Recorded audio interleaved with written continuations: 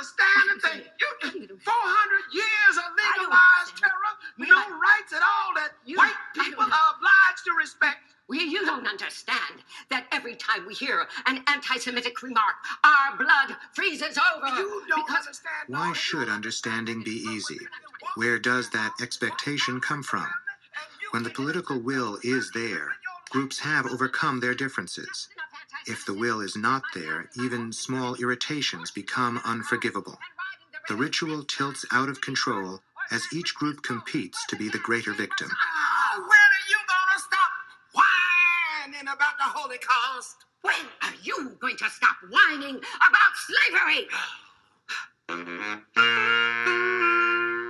It wasn't like a real like a laugh, like a falling out or outrage laugh. It was more of a just a giggle, like, God, why would that want to happen like that? What I noticed right away was that it was Castlemont. It wasn't kids from the Mission District or kids from Idaho or kids from Chinatown. It was kids from a black school who were laughing at the Holocaust.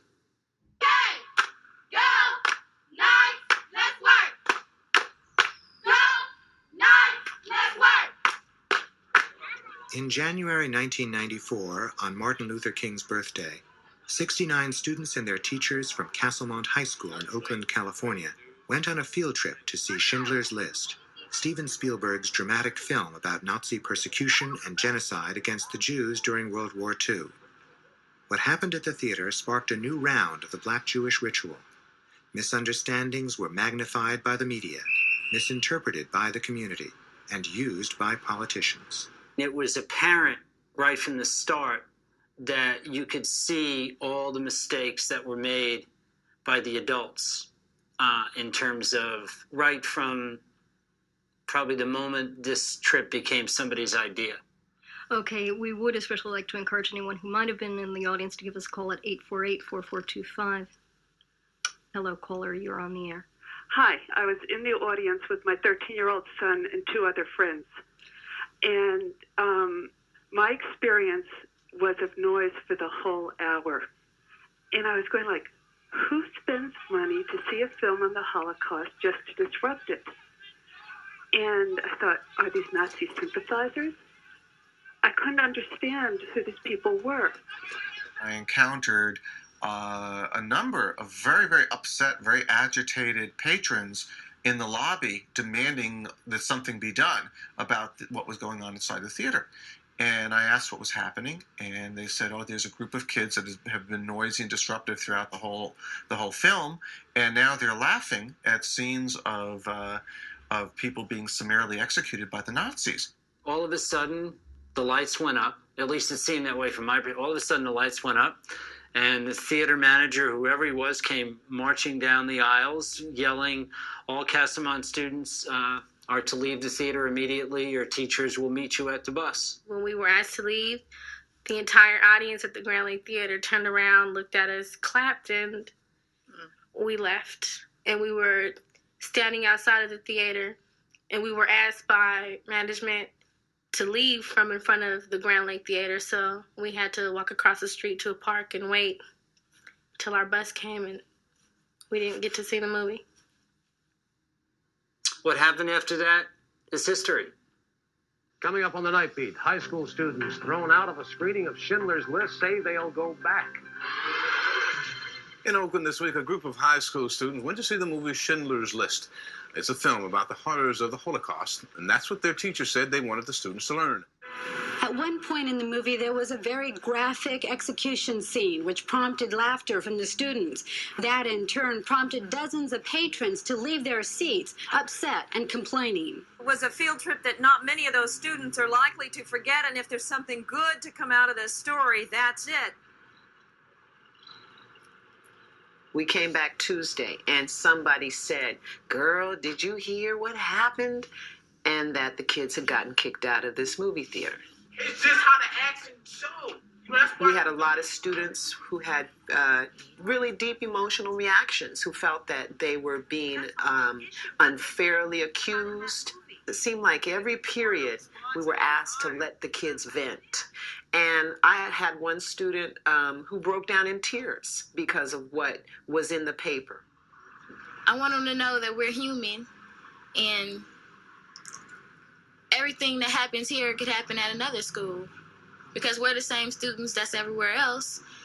It's too many stereotypings of just teenagers in general, too. They stereotype teenagers of doing this and that and this and that. And how could you do that if you was a teenager once yourself? What made it a story from the first was the mix of Schindler's List, of teenagers, and of the Black-Jewish conflict. That you have three, what you'd call good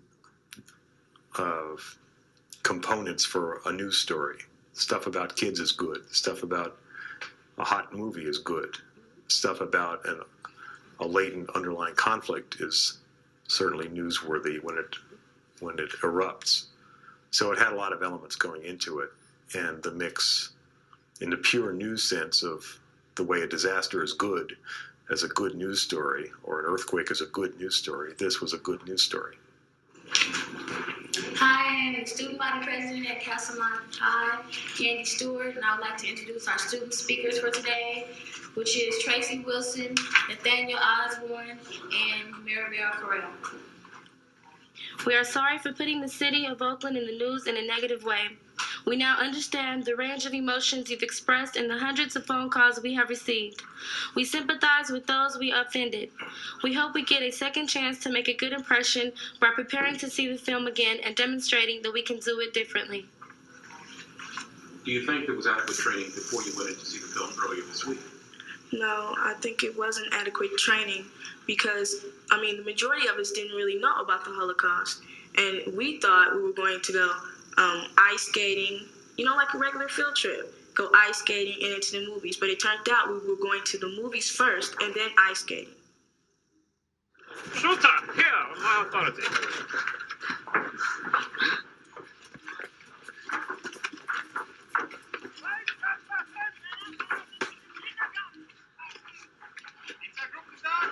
It will take more than that. I'm sure you're right. The actual incident of Jews being persecuted was not funny, but the graphic illustration on screen was humorous to some people. We understand that this is a film and that woman really didn't die. They're treating us like children, like that woman really died, And I understand that people did die in the Holocaust, but that's not what the laughter was targeted at. It was more laughing at the way the woman fell or whatever. It wasn't an anti-Semitic thing just because she was a Jew and she was shot in the head. It was really funny. That's not what happened.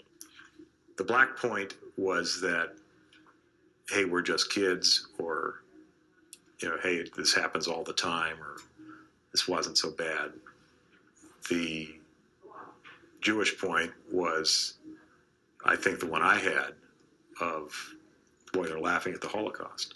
To me, after what happened, it seemed like it was starting to become a race issue. It was like they think like black folks against Jewish people and white people. I was like, this is stupid.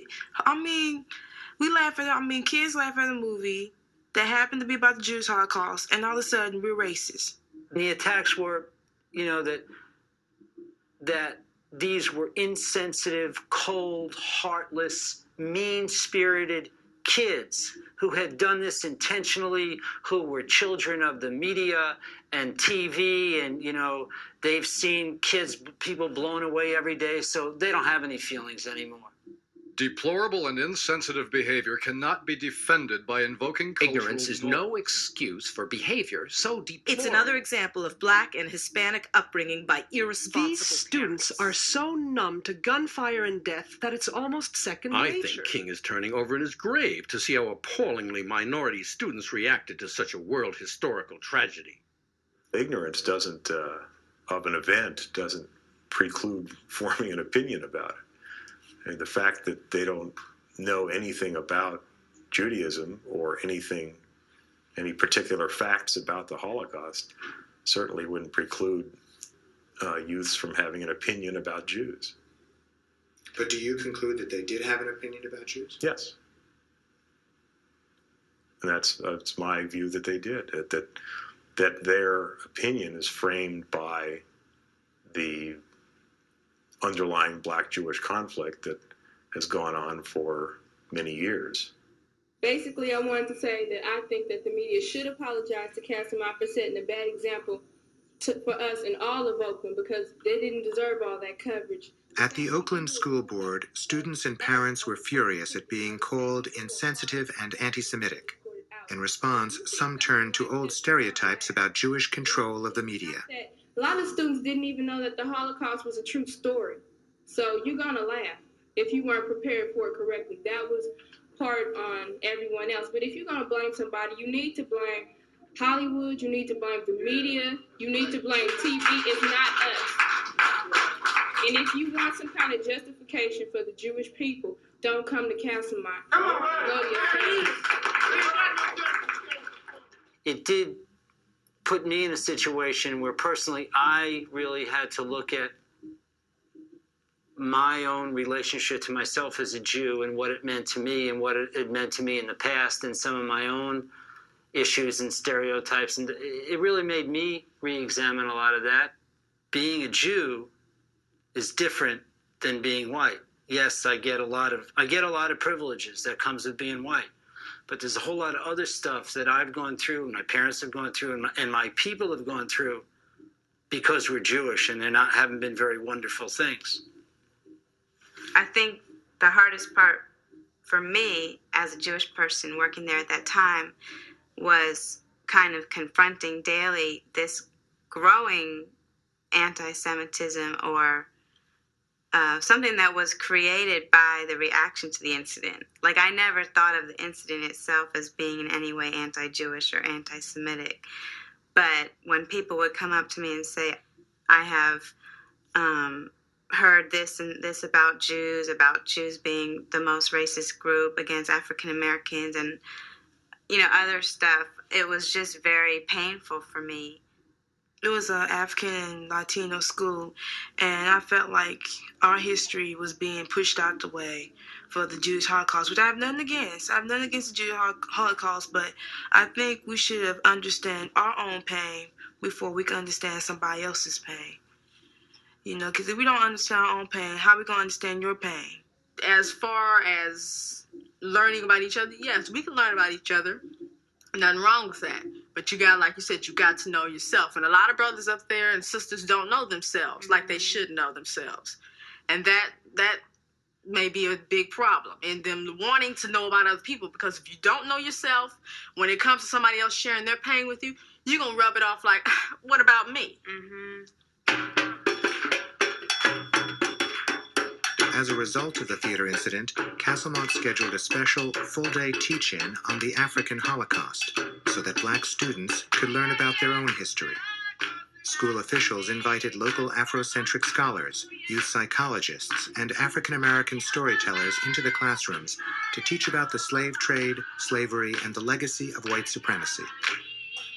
Who were lynched in this country, lynched, ropes tied around their necks and hung from trees for 100 years. It was a very powerful day, and it was palpable. You could really sense that the kids really thinking, and a lot of them didn't agree with everything that they heard, but really thinking about it and really turning it over in their minds. And I can only say that the gamut of information was just incredible. Hung from trees, all these names. Black people. This is the Ma'afa. The reason why these people were killed was because this society deemed that African people were less than human. And believe it or not, there are 54 facets to racism. 54. Not 2, not 3, 54 facets to racism. The problem is, most people don't know what racism is, let alone that there are 54 aspects to it. In the psychological dimension. The psychological is very, very simple. Black is terrible, white is wonderful. Be very conscious of this. This whole society, its whole job is to make you feel bad about black. Blackball. What's that? The history of this camera is one type of history. The history of these books is one type of history. The history of a map is one type of history. And all of these things have to add up, because when we start talking about what the Holocaust is, this great destruction or total destruction, we always think the Jewish Holocaust.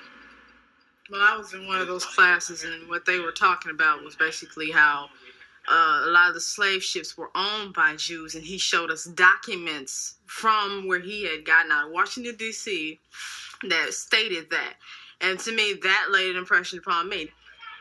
I do know that I did very quickly hear about two of the presenters, and based on what I was told, I had some real concerns about what materials were presented.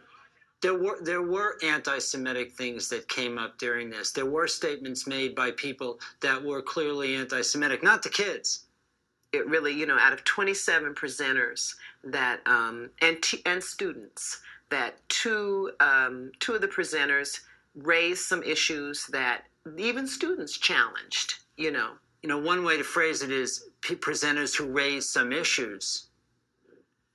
And I might hear the same thing as, wait a minute, there were some presenters who went in and made blatant anti-Semitic, untrue statements to students. And those are two very different statements. And to me, that's a responsibility line that we've got to face. I'm not comfortable with just saying, well, somebody raised some issues when they made these statements. Well, maybe what they said was in fact anti-Semitic and inaccurate, and that's a whole lot different than raising an issue. So, I don't know. 2 weeks after Schindler's List swept the Academy Awards, director Steven Spielberg was on his way to Castlemont, followed by a horde of media.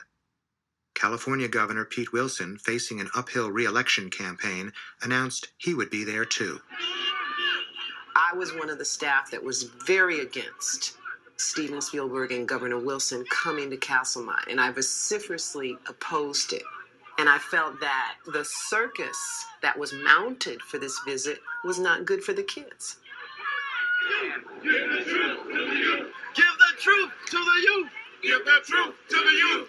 Give the truth to the youth. Give the truth to the youth. Let's talk about the Black Holocaust. Let's talk about the Black Holocaust. Let's talk about the Black Holocaust. If he was here to give us money for our students on education about becoming filmmakers or something, we would be proud to have him here. But he's coming to teach us about his Holocaust. We don't even know about ours. I think Steven Spielberg had our best interest at heart when he came and visited. Yeah. But Pete Wilson tagging along had nothing at all to do with the issue of anti-Semitism in the schools or anything that was being right. Another thing that was funny was how the week before Pete Wilson came, paint went up, toilet paper went in the bathroom, things we hadn't seen, trash cans at every bench. My mama drove by Castlemont. My mama was like, "Oh, they fixing up Castlemont for Spielberg, huh?" I'm like, "Yeah." They cut the hedges and everything. I'm like, "Yeah." Let him smell the U and let him see how muffed up the school is when he's not here. I was like, this is just interesting to see all these people who don't care about Castlemont and probably would never care about Castlemont just come up there for that one day.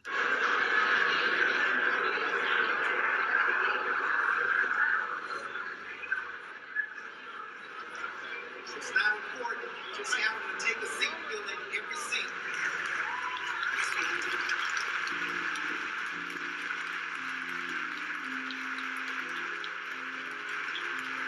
Mr. Steven Spielberg and the governor of the state of California. Let's go. Stand up, ladies and gentlemen. The governor of the state of California is in the building.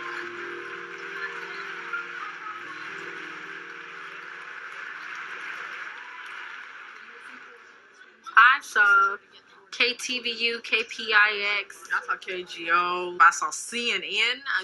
People. Goodness. Can I go down there? Channel 2, Channel 4, Channel 5, Channel 7, CNN. I didn't know that. Channel 13, of course, since it was in Oakland. I just thought there was about at least that day, at least 100 media outlets, at least. We have a lot to learn from each other, both about our common experiences, those we share, and about our differences. We have a lot to teach each other. As the day progressed, people began to really see what was going on. That Castlemont High School, that students were being used by the media and by, I guess, Oakland School District as some kind of staging area for the political gains of Pete Wilson. Ladies and gentlemen, the students of Castlemont High School, it gives me great pleasure to introduce to you a man who is helping and who has accomplished great things for film, for education, and for tolerance, Mr. Steven Spielberg.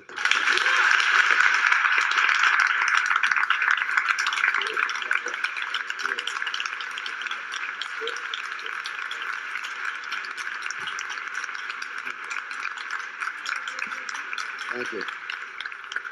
I believe that Castlemont High School has received a very bad rap for what happened that day on Martin Luther King Day. And then, by the way, I was thrown out of Ben-Hur when I was a kid for talking, so, you know, I kind of know what that was like. I think we have to put this under the heading of the privileges of youth. And the event was almost over. Everyone behaved. All that was left was the final question to Governor Wilson from Student Body President Candy Stewart. This is to Governor Wilson. I see your visit to Oakland, a city plagued with poverty, from different views. I see it as a failing governor's publicity stunt that enables him to portray himself as a caring politician, embracing the poor and smothering them with empty promises. Coincidentally close to election time. But I also see the entire political fiasco as an opportunity to vent the anger and the spite and animosity I feel toward your entire time in office. I want to know, was your main purpose in portraying yourself through the streets of my city where you have cut welfare, education, and many young futures like mine?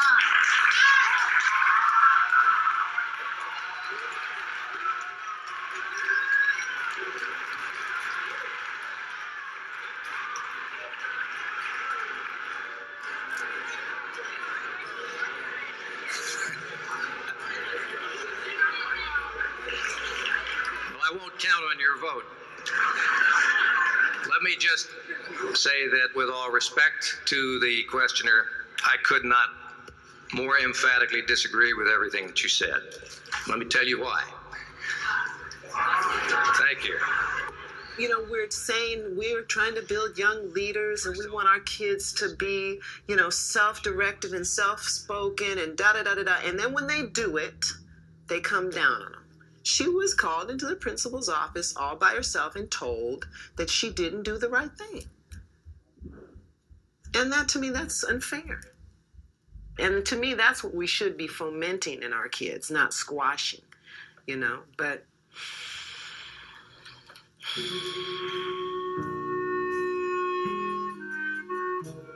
For the moment, the ritual had been disrupted. Candy Stewart refused to play her part. Her words revealed how Black-Jewish conflict can divert attention from other problems facing American society. Jews and Blacks will continue to disagree on how to deal with some of those problems. The question is whether some Blacks and some Jews can face those differences and work together for common goals.